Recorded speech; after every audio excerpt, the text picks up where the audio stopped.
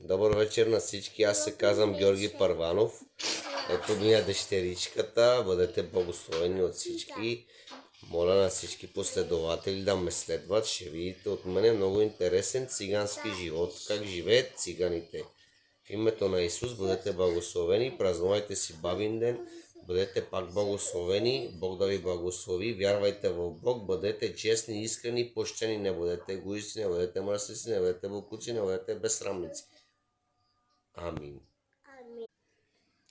Добър вечер на всички. Запознайте се с моето прекрасно семейство. Това ми е голямата дъщеря, малката дъщеря и моя съпруг.